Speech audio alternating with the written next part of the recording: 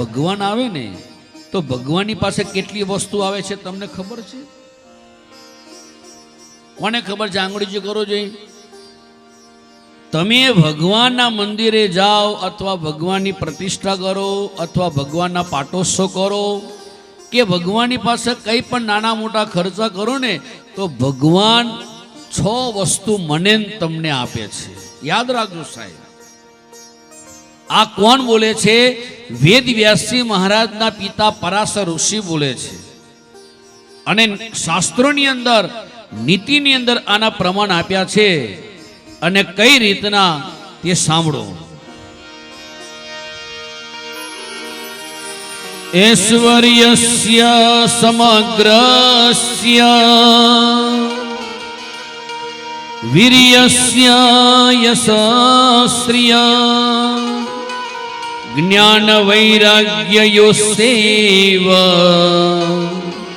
શસ્નામ ભગ ઇતિ રણા. પરાશર ઋષિ કહે છે કે જ્યારે ભગવાનની કથા સાંભળો અથવા ભગવાનના જે આપણા ગામની અંદર પધારે ને ત્યારે પહેલું આપણા ગામની અંદર સાહેબ ઐશ્વર્યની વૃદ્ધિ થાય છે. શું થાય છે? ઐશ્વર્ય. ત્યાર પછી ધન, શક્તિ, યશ, સૌંદર્ય, જ્ઞાન અને વૈરાગ્ય, આ 6 વસ્તુ ભગવાન આપણા ગામની અંદર આવવાથી મળતી હોય છે. એટલે સાહેબ ભગવાનની ખાલી ભગવાનની આવવાથી જો આટલી વસ્તુ મળતી હોય તો ભગવાનની કથા જો આપણે સાંભળીએ તો આપણને કેટલું સરસ મળે કે ના મળે? કથાની અંદર કેટલી તાકાત છે.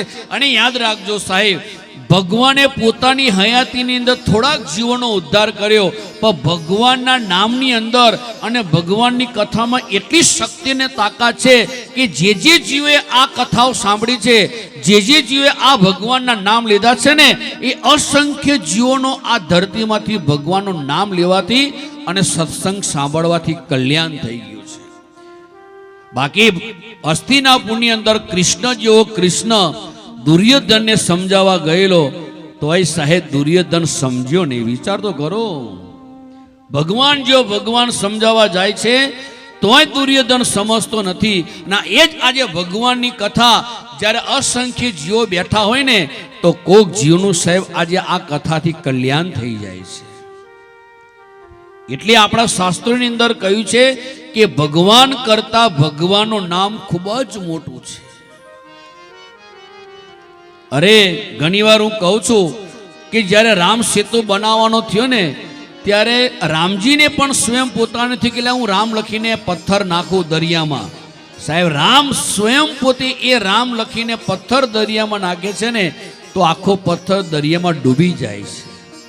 પણ એ જ રામનો પથ્થર જો વાનર નાખે છે ને ત્યારે એ પથ્થર તરવા લાગે છે. ત્યારે રામને આજે આ જે સંકેત થયો કે આવું કેમ? હું સ્વયં પોતે જો આ પથ્થરને અડું છું તે ડૂબી જાય છે, અને આજે આ વાનરો એક ખાલી રામ લખે છે તો એ પથ્થરો તરી જાય છે. આવું કેમ છે?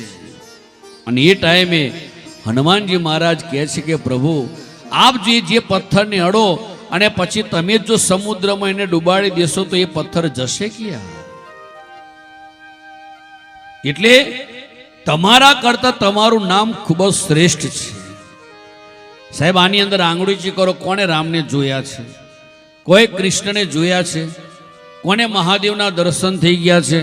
કઈ શક્તિ આજે આ શક્તિઓને દર્શન આપ્યા છે?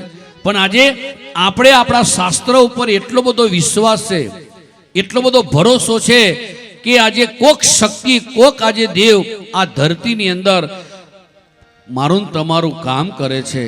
ત્યારે આજે આપણે એની પાછળ કંઈક ને કંઈક સમય ફાળવીને આજે અહીંયા કથાઓ સાંભળીએ છીએ. આપણે મેં અગાઉ કહેલું કે આ પવનદેવને આપણે જોતા નથી, પણ આજે શરીરને સ્પર્શ થાય છે ને ત્યારે પવનનો અનુભવ થાય છે. થાય છે નહીં થતો? બાકી પવનદેવ કોઈ જોયો છે? આંગળી ઊંચી કરો. અરે આ વાણી બોલીએ છીએ આપણે અને અસંખ્ય જીવો જે વાણી સાંભળે છે, શબ્દ કોને દેખાય છે સાહેબ?